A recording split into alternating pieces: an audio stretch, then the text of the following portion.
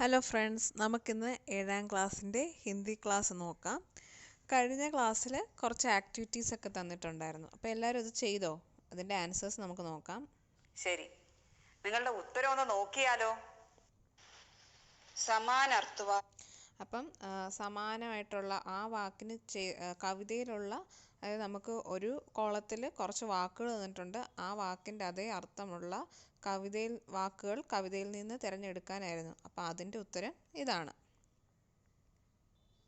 അടുത്ത ആക്ടിവിറ്റി എന്തായിരുന്നു? കറക്റ്റായിട്ടുള്ളത് ടിക്ക് ചെയ്യാനും തെറ്റായിട്ടുള്ളത് ക്രോസ് ഇടാനുമായിരുന്നു.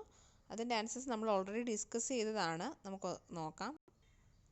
ഒന്നാമത്തത് ഇങ്ങനെയാണ്. ഇതാണ് ആൻസർ. ഇതെല്ലാം കഴിഞ്ഞ ക്ലാസ്സിൽ നമ്മൾ ഡിസ്കസ് ചെയ്തതാണ്. 3ഉം 4ൻ്റെ ആൻസേഴ്സും ഇങ്ങനെയാണ്. ഇത് കൂടാതെ വേറൊരു പ്രവർത്തനം കൂടി നമുക്കൊന്ന് നോക്കിയാലോ. കിതാബ് കാ പന്ന 28 ദേഖിയേ. ഈ പ്രവർത്തനം നിങ്ങൾ ചെയ്തുവോ? ഒരു ഡയറി എഴുതുമ്പോൾ എന്തൊക്കെയാണ് ശ്രദ്ധിക്കേണ്ടത്? ഇതൊരു ഡയറി എഴുതാനുള്ള ക്വസ്റ്റ്യൻ ആയിരുന്നു. ഇത് നിങ്ങളെല്ലാവരും ചെയ്തതാണോ? ക്വസ്റ്റ്യൻ എന്തായിരുന്നു? വിശ്വനാഥിൻ്റെ ഉപദേശം കേട്ടപ്പോൾ വിക്രമിൻ്റെ കണ്ണു തുറന്നു. അപ്പം വിക്രം കെ ഉസ് ദിൻ കി ഡയറി തയ്യാർ കരെ. ആ ദിവസം വിക്രം എഴുതാൻ ഇടയുള്ള ഡയറി നിങ്ങൾ തയ്യാറാക്കാനായിരുന്നു. എല്ലാവരും എഴുതിയായിരുന്നോ? ഒരു ഡയറി എഴുതുമ്പോൾ എന്തൊക്കെയാണ് ശ്രദ്ധിക്കേണ്ടത്? ഡയറി കി ഭാഷ ആത്മനിഷ്ഠ ഹോനി ചാഹിയേ. ഡയറിയിലെ ഭാഷ ആത്മനിഷ്ഠമായിരിക്കണം. അതായത് നമ്മളെപ്പറ്റി എഴുതുന്ന ഡയറിയാണല്ലേ. ഞാൻ, എനിക്ക്, അങ്ങനെയുള്ള വാക്കുകളൊക്കെ ആയിരിക്കണം അതിൽ ഉൾപ്പെടുത്തേണ്ടത്. ഡയറിയിലെ ഭാഷ, അതിൻ്റെ സവിശേഷത എന്തൊക്കെയാണ്? ഞാൻ, എൻ്റെ, എനിക്ക് എന്നിങ്ങനെയുള്ള ആത്മനിഷ്ഠ ഭാഷയാണ് ആവശ്യം, അല്ലേ? പിന്നെയോ, ഡയറി മേ ഘട്ന യ അനുഭവ കാ ഉല്ലേഖ് ഹോനാ ചാഹിയെ. നമ്മുടെ ആ സന്ദർഭത്തെ പറ്റിയുള്ള കാര്യങ്ങൾ നമ്മൾ എഴുതിയിരിക്കണം. അല്ലെങ്കിൽ നമ്മുടെ അനുഭവങ്ങൾ. നമ്മൾ ഡയറിയിൽ അനുഭവങ്ങളാണല്ലോ എഴുതാറുള്ളത്. तो इस कहानी में क्या क्या घटनाएं हुई? അപ്പം നമ്മളുടെ ആ വിക്രമിൻ്റെ കഥയിൽ എന്തൊക്കെ സംഭവങ്ങളായിരുന്നു സംഭവിച്ചത്? വിക്രം ബിനാ കാം കിയെ ധൻ കമാന ചാഹതാ. വിക്രം ജോലിയൊന്നും എടുക്കാതെ പണം സമ്പാദിക്കാൻ ആഗ്രഹിക്കുന്ന ഒരു വ്യക്തിയായിരുന്നു, അല്ലേ?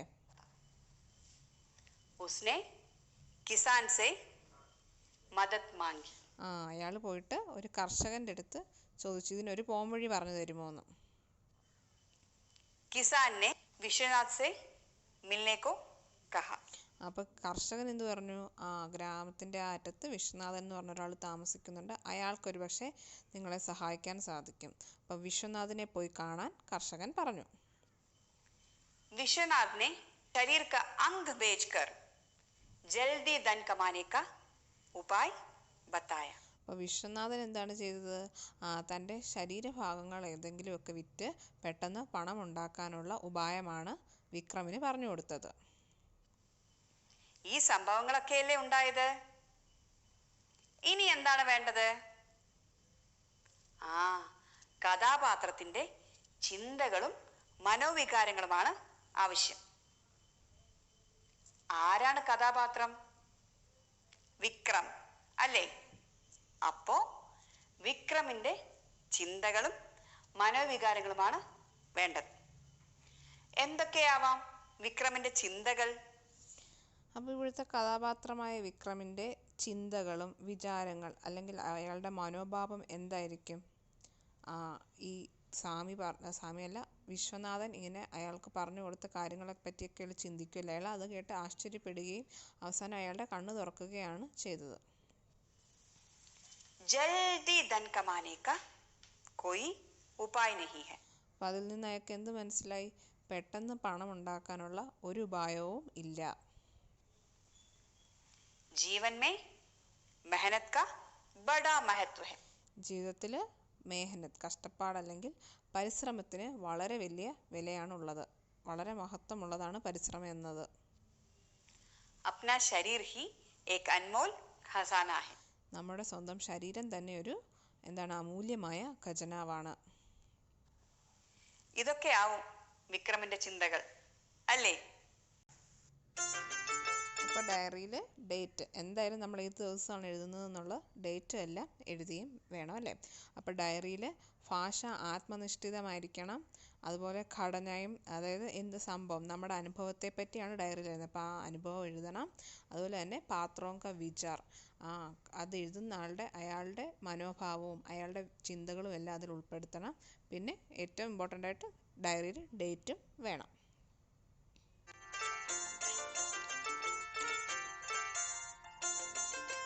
ഡയറിയിൽ ഇതൊക്കെ ഉണ്ടല്ലോ. तो बच्चों कविता एक बार फिर सुने.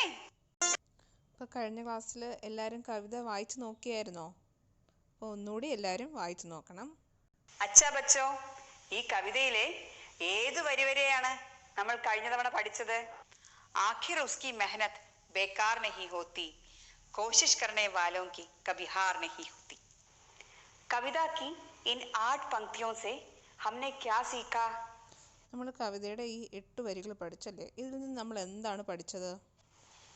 कवि इस कविता में किसके बारे में बता रहे हैं? കവി ഈ കവിതയിൽ ആരെ പറ്റിയാണ് പറയുന്നത്?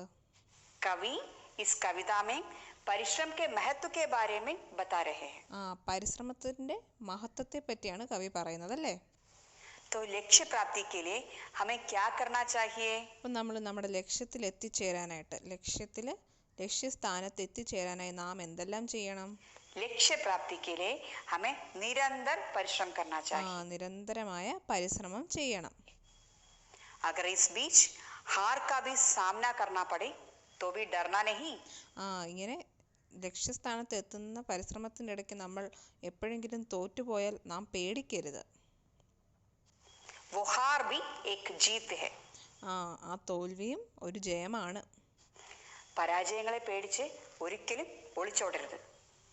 ലക്ഷ്യത്തിലെത്താൻ നിരന്തര പരിശ്രമം കൂടിയേ തീരൂ.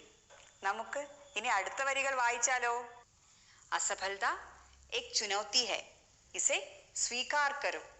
क्या कमी रह गई, देखो और सुधार करो. അസഫലത എക് ചുനൗത്തി ഹെ. നമ്മുടെ തോൽവി എന്ന് പറയുന്നത് ഒരു വെല്ലുവിളിയാണ്. ആ വെല്ലുവിളികളെ നമ്മൾ സ്വീകരിക്കണം. ഇസേ സ്വീകാർ കരോ. ക്യാ കമി രഹുകൈ. അപ്പം നമ്മൾ എന്തുകൊണ്ടാണ് തോറ്റുപോയത്, എന്താണ് നമുക്ക് കുറഞ്ഞു പോയതെന്നുള്ളത് നമ്മൾ കണ്ടുപിടിക്കണം. ദേക്കോ ഓർ സുധാർ കരോ. എന്നിട്ട് എന്താണ് നമുക്ക് അവിടെ തെറ്റ് പറ്റിയതെന്ന് കണ്ടിട്ട് ആ തെറ്റ് തിരുത്തുക. അങ്ങനെ ഓരോ തോൽവിയും നമ്മൾ ഓരോ വെല്ലുവിളികളായി കണ്ടെത്തി ആ തോൽവിക്കുള്ള കാരണത്തിൻ്റെ തെറ്റുകളെ കണ്ടെത്തി അത് തിരുത്തുക. असफलता एक चुनौती है, इसे स्वीकार करो. ഇതിലൂടെ കവി എന്താണ് പറയുന്നത്? असफलता का अर्थ क्या है? असफलता का अर्थ है पराजय. അസഫലതയുടെ അർത്ഥം പരാജയം അല്ലെങ്കിൽ തോൽവി. അപ്പം നമ്മുടെ പരാജയങ്ങളെ നാം ഒരു വെല്ലുവിളികളായി കണ്ടെത്തി അതിൻ്റെ എന്തുകൊണ്ടാണ് നാം പരാജയപ്പെട്ടതെന്നുള്ള കാരണം കണ്ടെത്തി അത് തിരുത്തുക. तो पराजय यहाँ पर एक चुनौती है. चुनौती का मतलब क्या हुआ? കഴിഞ്ഞ ക്ലാസ്സിൽ നമ്മൾ പഠിച്ചില്ലേ? വെല്ലുവിളി. तो यहाँ पर असफलता जैसी चुनौतियों को हमें स्वीकार करना है. നമ്മൾ കുഞ്ഞു കുട്ടികൾ നടക്കുന്നത് ശ്രദ്ധിച്ചിട്ടില്ലേ? അവരെത്ര തവണ വീഴുന്നു അല്ലേ? എന്നിട്ടും അവർ നടക്കാതിരിക്കുന്നുണ്ടോ? ഇല്ലല്ലേ. അവർ വീണ്ടും വീണ്ടും പരിശ്രമിക്കുന്നു, എന്നിട്ട് അവസാനം നടക്കുകയും ചെയ്യുന്നു. क्या हमारा हर प्रयास सफल होता है? नहीं. നമ്മുടെ എല്ലാ പരിശ്രമങ്ങളും എപ്പോഴും വിജയിക്കാറുണ്ടോ? ഇല്ല അല്ലേ? असफलता भी मिलती है. ചില സമയം നാം പരാജയപ്പെടാറുമുണ്ട്. तो हमें इस असफलता को चुनौती मानकर स्वीकार करना है. അപ്പം നമ്മൾ എന്താണ് ഈ പരാജയങ്ങളെ നമ്മുടെ ജീവിതത്തിലെ വെല്ലുവിളികളായി കണ്ടെത്തി അതിനെ നേരിടണം. ജീവിതത്തിൽ നാം അനുഭവിക്കുന്ന പരാജയങ്ങൾ അവസരങ്ങളായി എടുക്കണം, എന്നിട്ട് അവയെ വെല്ലുവിളികളായി ഏറ്റെടുക്കണം. ഇനി അടുത്ത വരിയിലേക്ക് പോയാലോ? ക്യാ കമി രഹ ഗയി, ദേഖോ ഓർ സുധാർ കരോ. എന്തൊക്കെയാവാം നമ്മുടെ പരാജയ കാരണങ്ങൾ? ഉസെ പെഹചാനോ और सुधारने की या दूर करने की कोशिश करो। നമ്മുടെ പരാജയത്തിൻ്റെ കാരണങ്ങൾ കണ്ടെത്തി അത് തിരുത്തുക, അല്ലെങ്കിൽ അതിനെ മറികടക്കാനുള്ള പരിശ്രമം ചെയ്യുക. വെല്ലുവിളികളെ മറികടന്നാൽ വിജയം തീർച്ചയായും നമുക്കൊപ്പം ഉണ്ടാവും. ഇത് തന്നെയാണ് കവി ഈ വരികളിൽ ഓർമ്മപ്പെടുത്തുന്നത്. असफलता एक चुनौती है, इसे स्वीकार करो. क्या कमी रह गई देखो और सुधार करो. अगली पंक्तियां देखें.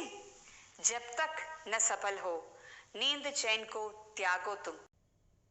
അപ്പം നിങ്ങൾ ജയിക്കുന്നിടം വരെ നിങ്ങളുടെ ഉറക്കവും വിശ്രമവും എല്ലാം ത്യാഗം ചെയ്യണം, അതായത് എല്ലാം ഉപേക്ഷിക്കണം. ജബ് തക് ന സഫൽ ഹോ നീത് ചെയിൻ കോ ത്യാഗോ തും. അപ്പം നിങ്ങളുടെ വിജയം എത്തുന്നിടം വരെ നിങ്ങൾ നിങ്ങളുടെ ഉറക്കവും വിശ്രമവും എല്ലാം ഉപേക്ഷിക്കുക. സംഘർഷ് കാ മൈതാൻ ചോഡ്കർ മത് ഭാഗോ തും. സംഘർഷഭരിതമായ മൈതാനത്ത് നിന്ന്, അല്ലെങ്കിൽ യുദ്ധക്കളത്തിൽ നിന്ന് നിങ്ങൾ ഒളിച്ചോടരുത് എന്നാണ് പറഞ്ഞിരിക്കുന്നത്. मैदान छोड़कर मत भागो तुम. क्या मैं एक कहानी सुनाऊं? सुनोगे? ഒരു കഥ പറയാൻ പോവുകയാണ്, നിങ്ങളെല്ലാവരും കേൾക്കില്ലേ? बहुत साल पहले की बात है. കുറേ വർഷങ്ങൾക്ക് മുമ്പുള്ളൊരു കഥയാണിത്. स्कॉटलैंड देश में एक राजा था, रॉबर्ट ब्रूस. ഇപ്പോൾ സ്കോട്ട്ലൻഡിൽ ഒരു രാജാവ് ഉണ്ടായിരുന്നു. അദ്ദേഹത്തിൻ്റെ പേര് റോബർട്ട് ബ്രൂസ്. ഒരിക്കൽ ഇംഗ്ലണ്ടിലെ രാജാവ് അദ്ദേഹത്തെ യുദ്ധത്തിൽ തോൽപ്പിച്ച് സ്കോട്ട്ലൻഡ് രാജ്യം കൈയടക്കി. തബ് റോബർട്ട് ബ്രൂസിനെ ക്യാ കിയാ? അപ്പോൾ റോബർട്ട് ബ്രൂസ് എന്ത് ചെയ്തെന്ന് നിങ്ങൾക്കറിയാവോ? പത്താ ഹേ? ഉൻഹോനെ ഏക് ഗുഫാ മേ ശരൺ ലി. റോബർട്ട് ബ്രൂസ് പോയിട്ട് ഒരു ഗുഹയിൽ അഭയം പ്രാപിച്ചു. രാജാനെ അപ്നാ പരാജയ് മാൻ ലിയാ താ. രാജാവ് തൻ്റെ തോൽവി സമ്മതിച്ചു അല്ലേ? തൻ്റെ രാജ്യം തൻ്റെ കൈവിട്ടു പോയപ്പോൾ രാജാവ് ഓടി ഒരു ഗുഹയിൽ പോയി ഒളിച്ചിരുന്നു. കുച്ച് ദിൻ ബീത് ഗയേ. കുറേ ദിവസങ്ങൾ കടന്നുപോയി. ഏക് ദിൻ ഗുഫാ മേ ഉൻഹോനെ ഏക് മക്കടി കോ ദേഖാ. ഒരു ദിവസം രാജാവ് ആ ഗുഹയിൽ ഒരു ചിലന്തിയെ കണ്ടു. എന്താണ് ഉണ്ടായത്? ആരെയാണ് കണ്ടത്? രാജാവ് ഒരു ചിലന്തിയെ കണ്ടു. രാജാനെ ഏക് മക്കടി കോ ദേഖാ. തൻ്റെ വല പൂർത്തീകരിക്കാറായപ്പോഴാണ് ശക്തമായ ഒരു കാറ്റ് വന്നത്. വല പൊട്ടിപ്പോയി. ചിലന്തി വീണ്ടും ശ്രമം തുടങ്ങി. അതാ വീണ്ടും കാറ്റ്. വല വീണ്ടും പൊട്ടി. ऐसे मकड़ी ने 7 बार जाल बनाने की कोशिश की. അങ്ങനെ കാറ്റ് വരും, വല പൊട്ടിപ്പോവും. അങ്ങനെ 7 വട്ടം ചിലന്തി ഇങ്ങനെ ചെയ്തുകൊണ്ടേയിരുന്നു. हर बार वो हार गई. എല്ലാ വട്ടവും അത് തോറ്റുപോയി. എത്ര തവണ വലയുണ്ടാക്കി? 7 തവണ. फिर भी उसने अपने कोशिश को नहीं छोड़ा. എന്നിട്ടും ആ ചിലന്തി തൻ്റെ പരിശ്രമം നിർത്തിയില്ല. राजा ये सब देख रहे थे.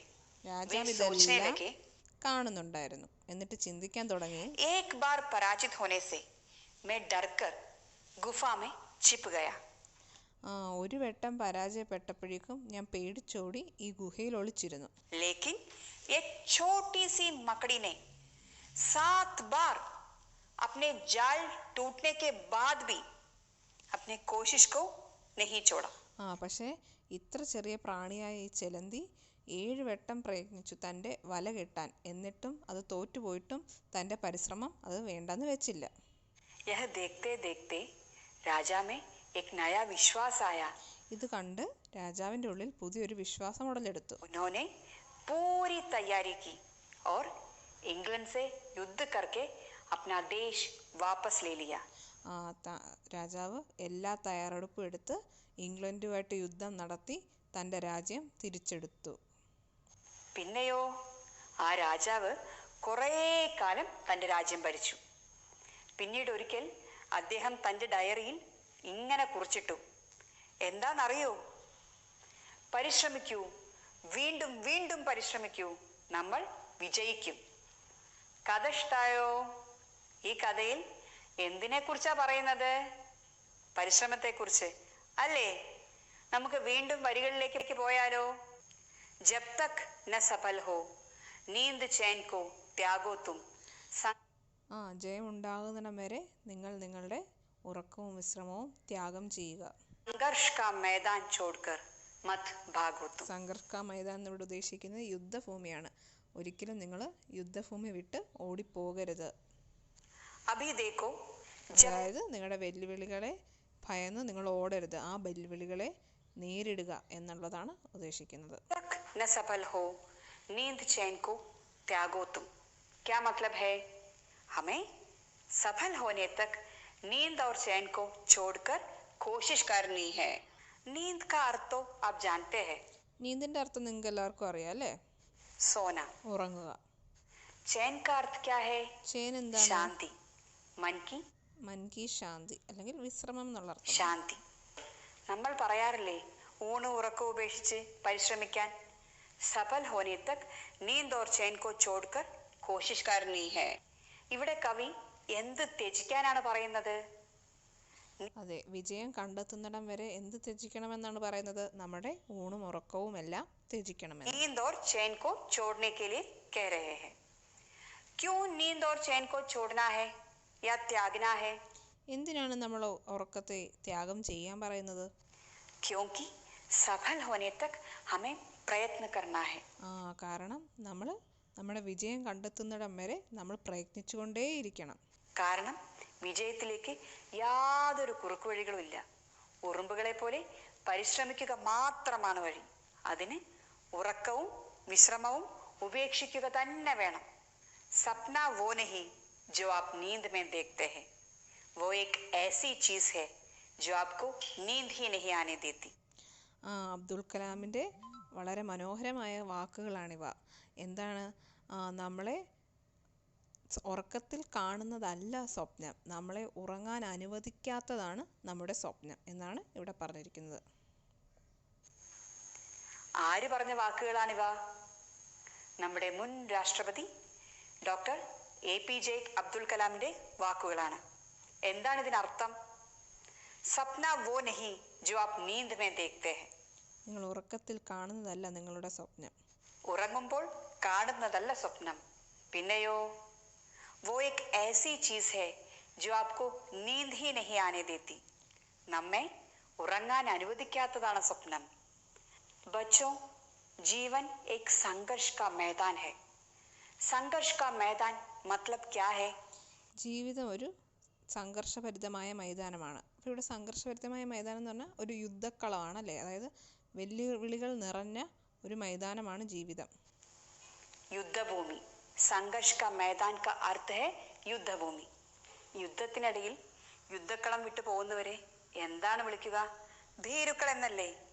तो हमें संघर्ष से डरना नहीं चाहिए. അപ്പം നമ്മൾ യുദ്ധക്കളങ്ങളെ ഭയക്കാൻ പാടില്ല. संघर्ष का सामना करना चाहिए. നമ്മൾ അതിനെ നേരിടണം.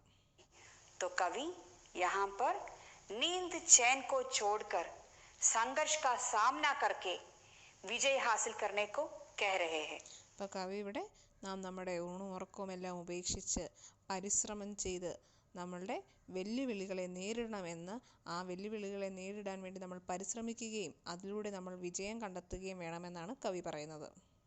अगली पंक्तियां देखें. कुछ किए बिना ही जय जयकार नहीं होती.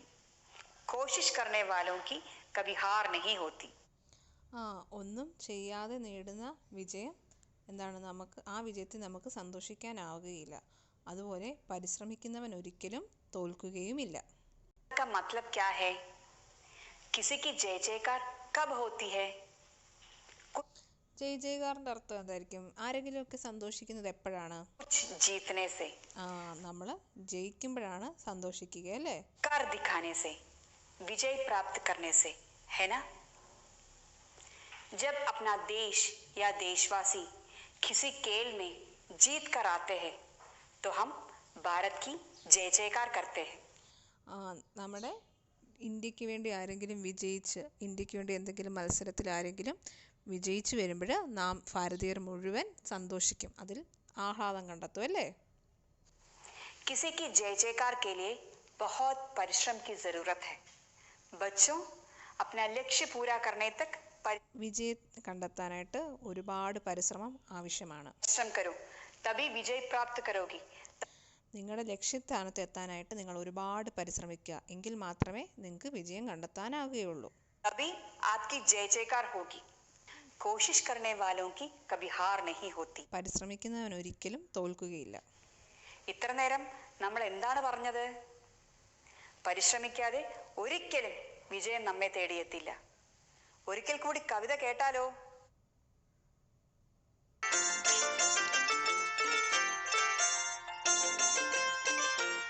അപ്പം എല്ലാവരും കവിത വീണ്ടും വീണ്ടും വായിച്ച് പഠിക്കുക. आपने क्या सीखा जिंदगी में? ഈ കവിതയിൽ നിന്ന് നിങ്ങൾ എന്താണ് പഠിച്ചത്? परिश्रम का बड़ा महत्व है. ജീവിതത്തിൽ പരിശ്രമത്തിന് വലിയ മഹത്വം തന്നെ ഉണ്ടല്ലേ? परिश्रम करने वाले ही जिंदगी में सफल होते हैं. പരിശ്രമിക്കുന്നവനാണ് ജീവിതത്തിൽ വിജയിക്കുന്നത്. बच्चों, कवि यहाँ पर कहते हैं असफलता से हमें नहीं डरना चाहिए. തോൽവിയെ നമ്മൾ ഒരിക്കലും അല്ലെങ്കിൽ പരാജയത്തെ നാം ഒരിക്കലും ഭയക്കരുതെന്നാണ് കവി പറയുന്നത്. जितनी भी मुश्किलें हमारे सामने आए उसका सामना करना है. എന്തൊക്കെ ബുദ്ധിമുട്ടുകളും വെല്ലുവിളികളും നമ്മൾ നേരിടേണ്ടി വന്നാലും അവയെല്ലാം നാം ധൈര്യപൂർവ്വം നേരിടുക. कोशिश करते रहो. നിങ്ങൾ പരിശ്രമിച്ചുകൊണ്ടേയിരിക്കുക. സഫൽ ജരൂർ ഹോ ജാവോഗെ. വിജയം ഉറപ്പായും ഉണ്ടാകും. ഇനി നമുക്കൊരു പ്രവർത്തനം ചെയ്താലോ? ഈ കവിതയുമായി ബന്ധപ്പെട്ട് നാം പരിചയപ്പെട്ട വ്യക്തികൾ ആരൊക്കെയാണെന്ന് പറയൂ. Pranav, Vaikom Vijayalakshmi, Ila Sachani, Richard Whitehead, Stephen Hawkings, Nick Vujicic. ഇങ്ങനെയുള്ള മറ്റാളുകളെ നിങ്ങൾക്ക് പരിചയമുണ്ടല്ലോ. അവരുടെ പട്ടിക തയ്യാറാക്കുമോ? അവരുടെ കർമ്മമേഖല കൂടി ചേർക്കണേ. നമുക്ക് മറ്റൊരു പ്രവർത്തനം കൂടി ചെയ്താലോ? ഈ കവിതയിൽ നമ്മൾ എന്തിനെ കുറിച്ചാണ് പഠിച്ചത്? പരിശ്രമത്തിന്റെ മഹത്വത്തെക്കുറിച്ച് അല്ലേ? ജീവിതത്തിൽ പരിശ്രമം പോലെ മഹത്തായതാണ് സമയവും. കേട്ടിട്ടില്ലേ? സമയവും തിരമാലയും ആരെയും കാത്തു നിൽക്കില്ല എന്ന്. ഇനി സമയത്തിന്റെ മഹത്വത്തെക്കുറിച്ച് ഒരു ചെറിയ ലേഖനം നമുക്കൊന്ന് പരിചയപ്പെട്ടാലോ? സമയ് സബ്സെ അൻമോൽ. ഏറ്റവും മൂല്യമുള്ളത് സമയമാണ്. അപ്പം സമയത്തെ പറ്റിയുള്ളൊരു ലേഖനമാണ്. സമയ് സഫലതാ കാ ആധാർ ഹൈ. വിജയത്തിന്റെ ആധാരമാണ് സമയം. ഹം സബ്കോ ഇസ്കാ സഹി ഉപയോഗ് കർനാ ഹൈ. നാം എല്ലാവരും സമയത്തിനെ ശരിയായി ഉപയോഗിക്കണം അല്ലേ? സമയ് സിർഫ് ആകെ ചൽത്താ ഹൈ. സമയം മുൻപോട്ട് പൊക്കൊണ്ടേയിരിക്കും. യഹ നഷ്ട് ഹോനെ പർ കബി വാപസ് നഹി മിലേഗ. നഷ്ടപ്പെട്ട സമയം ഒരിക്കലും നമുക്ക് തിരിച്ചു കിട്ടുകയില്ല. അപ്പം നമുക്ക് നമ്മളുടെ കയ്യിലുള്ള സമയം നമ്മൾ വളരെ നന്നായി ഉപയോഗിക്കണം. ജീവൻ की सफलता और असफलता समय पर ही निर्भर रहती है. हमें നമ്മുടെ ജീവിതത്തിലെ വിജയവും പരാജയവും എല്ലാം സമയവുമായി ബന്ധപ്പെട്ടതാണ്. परीक्षा के बाद समय मिलता है और परीक्षा के पहले भी. നമുക്ക് പരീക്ഷയ്ക്ക് ശേഷവും പരീക്ഷയ്ക്ക് മുമ്പും സമയം ലഭിക്കാറുണ്ടല്ലേ? परीक्षा के पहले मिले समय का सफल उपयोग करने से ही अच्छा अंक मिलता है. നമ്മൾക്ക് പരീക്ഷയ്ക്ക് മുമ്പ് കിട്ടുന്ന സമയം അത് വളരെ നന്നായി വിനിയോഗിച്ചെങ്കിൽ മാത്രമേ നമുക്കതിന് നല്ലൊരു റിസൾട്ട് കിട്ടുകയുള്ളൂ. समय सफलता की कुंजी है. സമയം വിജയത്തിന്റെ താക്കോലാണ്. योजना करके इसका उपयोग करें. നമ്മൾ വളരെ യുക്തിപൂർവം ഇതിന്റെ ഉപയോഗം സമയം വിനിയോഗിക്കണം. क्योंकि समय बहुत शक्तिमान है. കാരണം സമയം വളരെ വലിയൊരു ശക്തിമാനാണ്.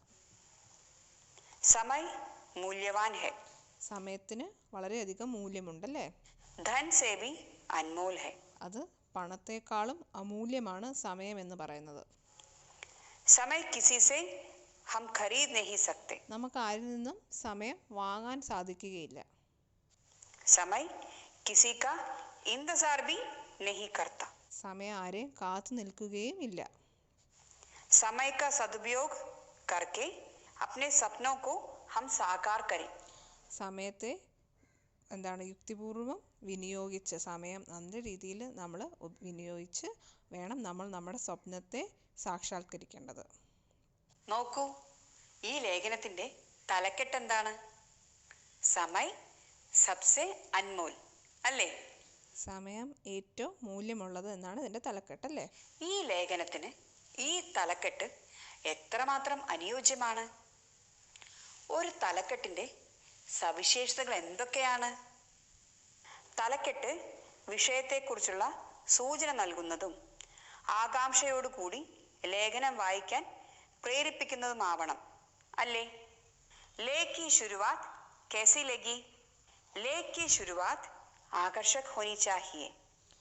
ലേഖനത്തിൻ്റെ തുടക്കം ആകർഷണീയമായിരിക്കണം അല്ലേ? എന്നാലേ ആളുകൾക്കത് വായിക്കാൻ തോന്നുകയുള്ളൂ. विषय की ओर ले जाने वाली भी चाहिए. വിഷയത്തിലേക്ക് ആ ലേഖനം കടക്കുകയും വേണം. अब ये देखें, यहाँ समय की क्या क्या विशेषताएं बताई गई है. ഇവിടെ സമയത്തിൻ്റെ എന്തൊക്കെ വിശേഷതകളാണ് പറഞ്ഞിട്ടുള്ളത്? जीवन की सफलता समय पर निर्भर है. उचित योजना से सफलतापूर्वक समय का उपयोग कर सकते हैं. ഇവിടെ ഒരു ഉദാഹരണം നൽകിയിരിക്കുന്നത് കണ്ടോ? അതെന്തിനായിരിക്കും? ലേഖനത്തിൽ തന്നിരിക്കുന്ന വിഷയം സമർത്ഥിക്കുന്നതിന് വേണ്ടി അല്ലേ?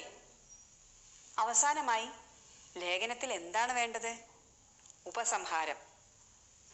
समय मूल्यवान है, धन से भी अनमोल है. समय किसी से हम खरीद नहीं सकते. അതായത് അവസാനം ഒരു കൺക്ലൂഷൻ വേണം. അപ്പോൾ പറഞ്ഞിരിക്കുന്നത് സമയം വളരെയധികം മൂല്യമുള്ളതാണ്. നമ്മളുടെ പണത്തെക്കാളും അമൂല്യമാണ് ഈ സമയം എന്ന് പറയുന്നത്. അത് ആരിൽ നിന്നും വാങ്ങാൻ പറ്റുകയില്ല.